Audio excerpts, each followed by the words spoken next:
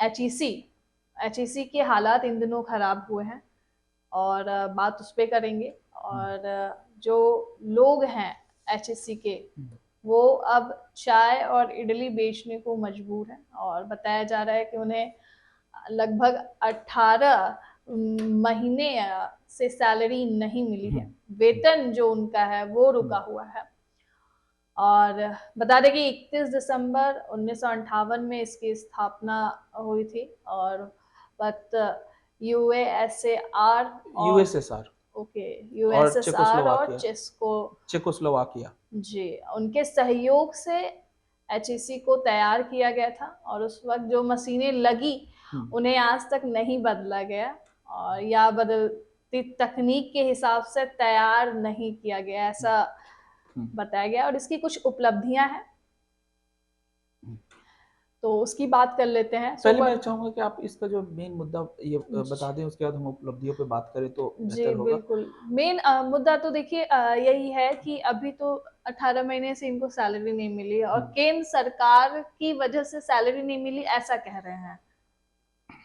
देखिए एक्चुअली 18 महीने से जो एचईसी का मतलब ये है कि हैवी इंजीनियरिंग कॉरपोरेशन। ये बेसिकली मैं उन दर्शकों को बताना चाहूंगा जो मतलब रांची या झारखंड से बाहर के हैं, क्योंकि बहुत लोगों को एक्चुअली आज की दिक्कत ये है कि बहुत सारे लोगों को हमें पता ही नहीं होता है क्योंकि एचईसी बहुत बड़ा कंपनी के रूप में नहीं जानते हैं। जैसे कि नवरत्न कंपनियां होती है, भेल गेल सेल, तो सभी लोग जानते हैं, लेकिन शायद इसको नहीं जानता कोई। तो ये एक ऐसी इंजीनियरिंग कंपनी है जो रांची के धुरवा में स्थित है और ये इंजीनियरिंग से रिलेटेड बहुत सारे काम करती है। अभी ये चर्चा में इसलिए है क्योंकि जो चंद्रयान जो बनाया गया है, चंद्रयान 3 लॉन्च किया गया, तो जो लॉन्चिंग पैड है, कहा जाता है कि चंद्रयान 3, 2 ये सारे जो है वो उसी पैड से लॉन्च किए गए थे और उसको बनाने का श्रेय किसको जाता है? एचईसी को जाता है, जो इसने 2003 से लेकर 10 के बीच में इसे बनाया था। तो इसलिए ज्यादा चर्चा में है। और अब जो है इसकी स्थिति इतनी बुरी है कि 18 महीने से वेतन यहाँ के लोगों को नहीं मिला है। और उससे भी बड़ी बात यह है कि यहाँ के लोग अब इतने परेशान हो चुके हैं कि लोग इडली बेच रहे हैं, कोई चाय बेच रहा है और लोग मतलब एक दो लोग हैं जो फोटोग्राफी का काम करने। ये हम जो है एक तरह से मैं आपको बता दूं तो ये खबर जो है डायरेक्ट जो है हमने अखबारों से उठाया है, अखबारों के माध्यम से यह खबर हमारे पास आई है और उसी के मतलब रेफरेंस को लेके हम आपसे ये बातें कर रहे हैं। तो ये भी कहा जा रहा है कि इस तरह की चीजें वहां पे घटित हो रही है। बहुत लोगों की मतलब कहा जाए तो स्थिति बहुत ही नाजुक हो चुकी है। कई लोग जो है बैंक डिफॉल्टर हो चुके हैं, कई लोगों ने कार लोन पे लिए थे, अब उनको जब 18 महीने से सैलरी नहीं मिलेगी तो कहाँ से घर चलाएंगे।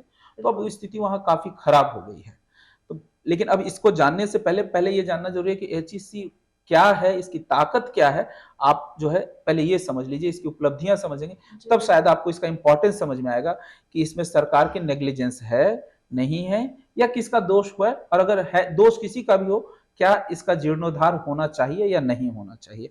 बिल्कुल। तो उसकी कुछ जो उपलब्धियां हैं वो आपको बताते हैं। सबसे पहले तो सुपर कंडक्टिंग साइक्लोट्रॉन बनाया है इसने और ये न्यूक्लियर और एनर्जी रिसर्च में काम आते हैं।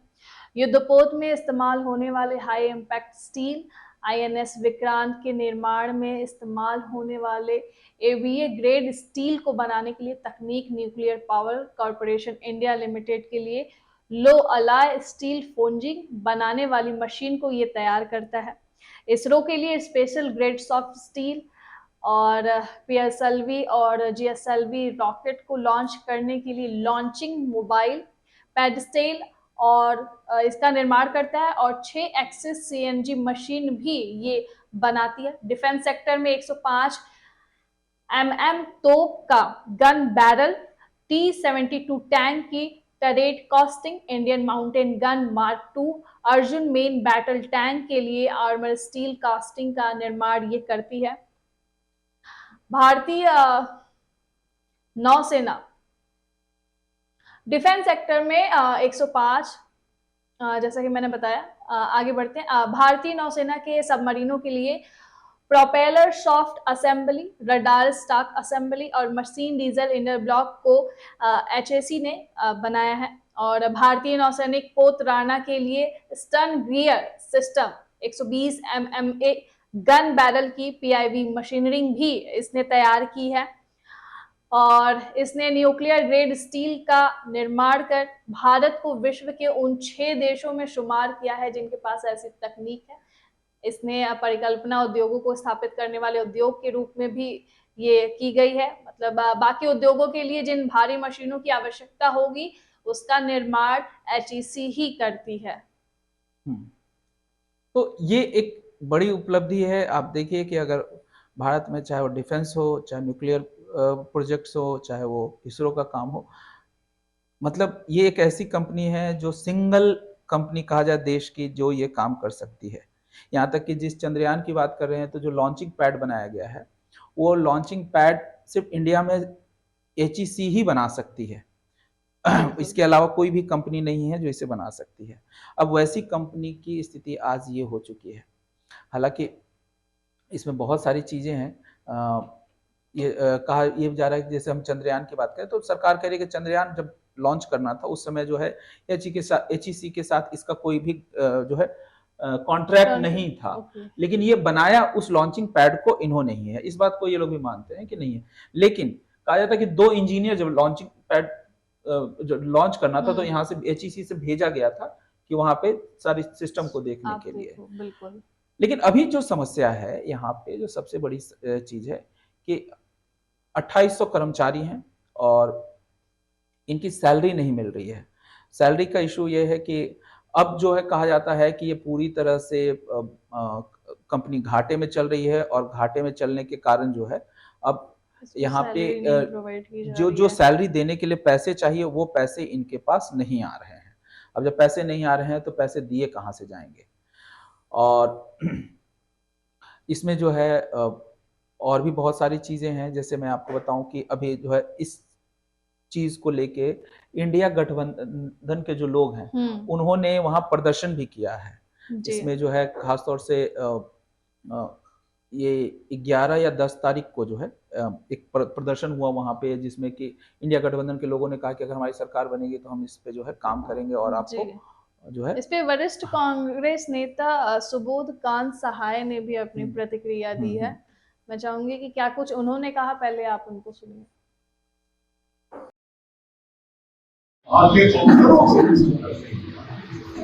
इतने लोग परिवार है, वहाँ का मैनेजमेंट तो है ही नहीं है। आप जानते हैं कि पिछले 3 वर्ष से कोई गवर्नमेंट नहीं है, कोई HEC को बिना माय बाप का छोड़ दिया गया और बंद किया। वहाँ के लोग अपना विरोध बता रहे हैं, कैंपस में अपने अपने तरीके से आंदोलन जनसंपर्क किए जा रहे हैं। फिर 14 तारीख को बड़े संख्या में HEC के मजदूर और इंडिया गठबंधन के लोग गवर्नर हाउस के साथ धरना दिए अपनी मांग करने का। अब 21 तारीख को पार्लियामेंट चल रहा है तो हम लोग यहाँ से जा रहे हैं। जिस चंद्रयान पे फोटो खिंचाते नहीं था, चंद्रयान अपना ये अगस्त महीने का उपलब्धि में चंद्रयान दिखा रहे हैं। चंद्रयान का लॉन्चिंग पैड चंद्रयान 1, 2, 3 में भूमिका निभाने वाला HEC और उसके मजदूर आज राशन कोई स्कूल से नाम कर कितना भाजपा के लोग मिल रहे। यहाँ का कोई मेंबर ऑफ पार्लियामेंट, कोई यहाँ का MLA, कोई यहाँ के पार्टी नेता HEC के सवाल पे एक सवाल ऐसे सवाल पर और वहां पे संसद में लोग आए, इसलिए वहां पार्लियामेंट के मेंबरों से विभिन्न इंडिया गठबंधन के सबसे मिलेंगे और अपनी बात आपके जैसे साथियों पर पूरी करने का काम करेंगे, क्योंकि ये इस हाथ में ला करके इसको घुट के पार करके और किसी पूंजीपति को बेचना चाहिए, यही चाहते हैं। इसी के खिलाफ आज बैठक में दिल्ली जाने की तैयारी में सभी इंडिया गठबंधन के भी लोग हैं, सभी के भी लोग हैं, आरजेडी के लोग हैं।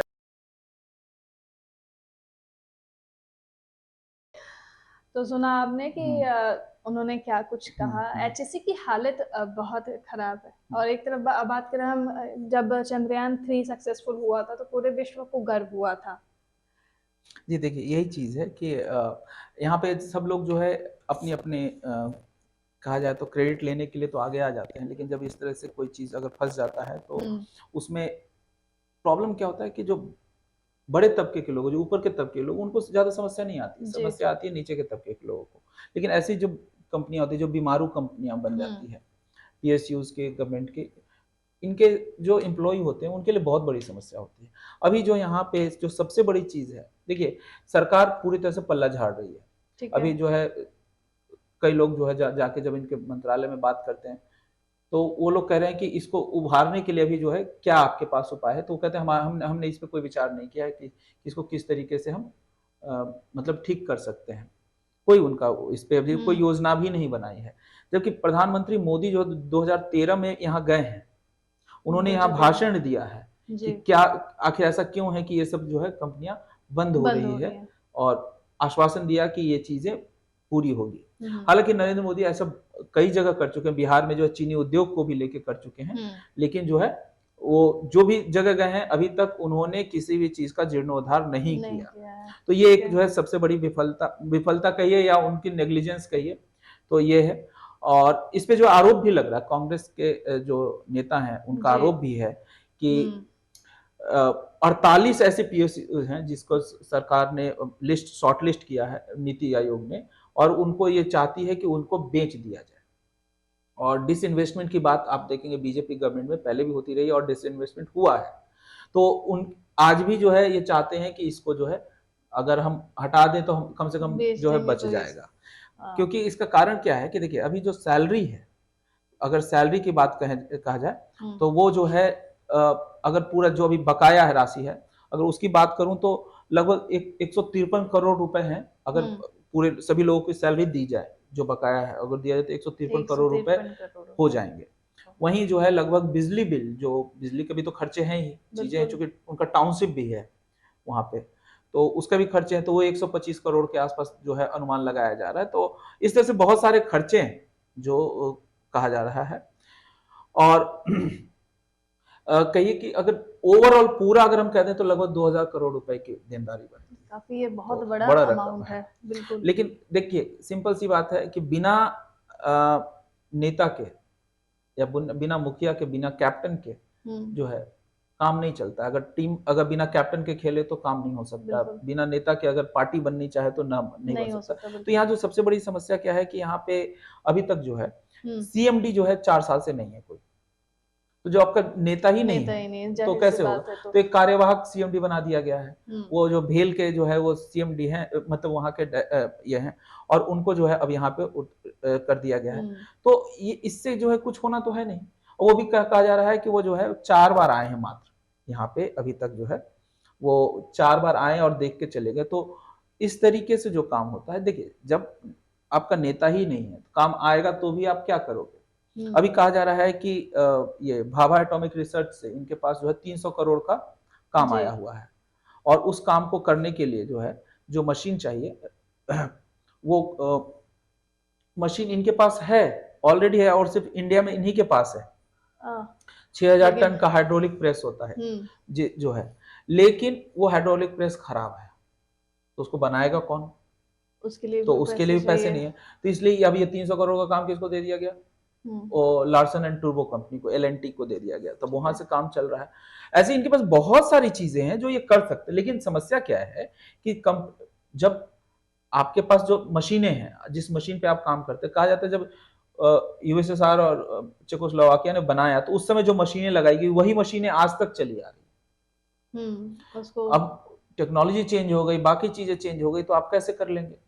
तो बहुत सारी समस्याएं हैं। लेकिन सबसे बड़ी चीज ये है कि अब जो है आरोप क्या लगाया जाता है कि सरकार इस पे ध्यान नहीं दे रही है। सरकार का कहना है कि भाई ये एक तरह से बीमारू कंपनी हो गई। सबसे पहले तो इनका जो एक्ट है, जो कंपनी जो बनाई गई, कहा जा रहा है कि इनका ये था कि अपने जो भी यहाँ की जो सैलरी दी जाएगी या बाकी चीजें जो खर्चे हैं सरकार नहीं देगी, बल्कि वो खुद कमा के ही करेगी। तो ये एक बड़ी समस्या है।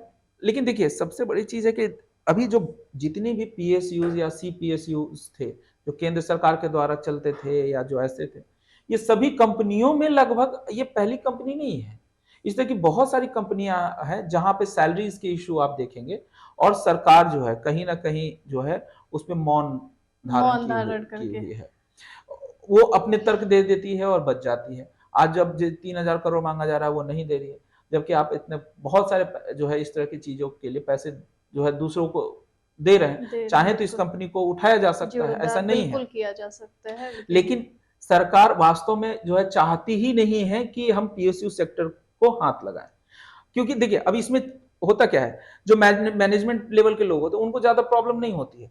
मैनेजमेंट ये सारा जो समस्याएं खड़ी होती है वर्करों के लिए होती है, क्योंकि वर्कर एक महीने की सैलरी पे अपना पूरा एक महीना चलाते हैं, शायद उनके पास उतना भी पैसा नहीं होता कि वो 2 से तीसरा महीना चला जाए तो वो चला पाए।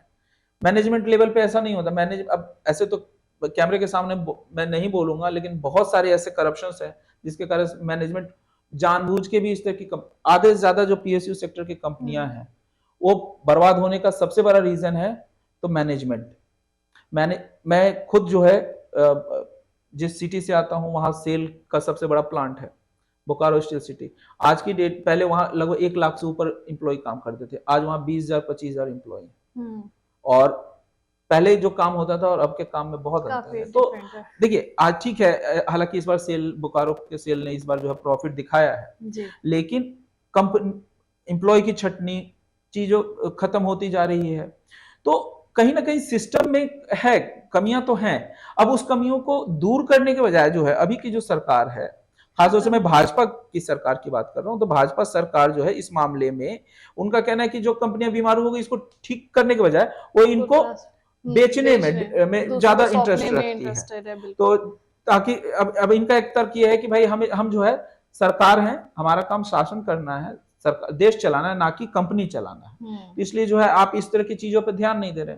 लेकिन जाहिर सी बात है कि ये एक ऐसी चीजें हैं जो हमारे कहा जाए तो मजबूती इसी में है कि अब देखिए जितना बड़ा हमारा लिस्ट है, इसमें सुरक्षा का सारा डिफेंस के सारे काम इसने किए हैं और इसरो का काम किया है, न्यूक्लियर पावर प्लांट के लिए काम किया। आज अब अगर ये बंद हो जाएगा तो कौन करेगा ये काम?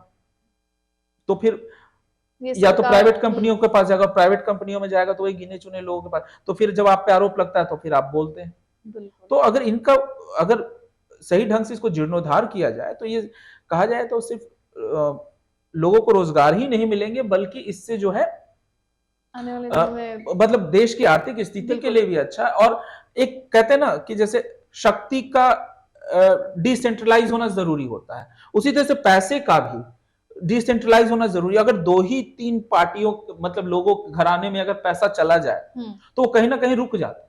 तो ऐसे कंडीशन में जरूरी है कि कहीं ना कहीं हम अपने PSU सेक्टर को, ठीक है आप प्राइवेटाइजेशन की बात करते हैं, प्राइवेटाइजेशन होना चाहिए, लोगों को प्राइवेट में भी आगे आना चाहिए, लेकिन अगर ये सरकारी कंपनियां जिसको हमने इतने मेहनत से खड़ा किया है, इतने PSU सेक्टर हैं बाकी हैं, उनको जो है किसी तरीके से इनको हम आगे बढ़ाएं ताकि शक्ति का संतुलन जिस तरह से बना रहना है उसी तरह से जो है कहा जाए तो रोजगार भी होना चाहिए, इसी तरीके से होना चाहिए, संतुलन हो जाए। प्राइवेट में नौकरियां हैं तो सरकारों में भी नौकरियां होनी चाहिए। और उसी तरह से पैसे का भी, अगर पैसा सिर्फ कुछ प्राइवेट कंपनियों के पास चला जाता है तो वो भी कहीं ना कहीं सही नहीं है। तो इस पे मुझे लगता है सरकार को ध्यान देने की जरूरत है। बिल्कुल। चलिए ये हमारे तमाम मुद्दों पर बातें हुई, कैसा लगा हमें कमेंट बॉक्स में जरूर बताइएगा। अभी तक सब्सक्राइब नहीं किया है तो प्लीज़ इसे सब्सक्राइब कीजिए। साथ ही फेसबुक पेज पर भी हमें फॉलो कीजिए, साथ ही इंस्टाग्राम पर भी हमें फॉलो करना ना भूलिए। खबरों का ज़्यादा डोज चाहिए तो हमारे वेबसाइट खबरों के अड्डा को भी विजिट करना ना भूलिएगा। फिलहाल के लिए हम दोनों की तरफ से इतना है, मिलते हैं फिर कल आपसे इन्हीं कुछ खास मुद्दों के साथ। दीजिए हमें इजाज़त। नमस्कार।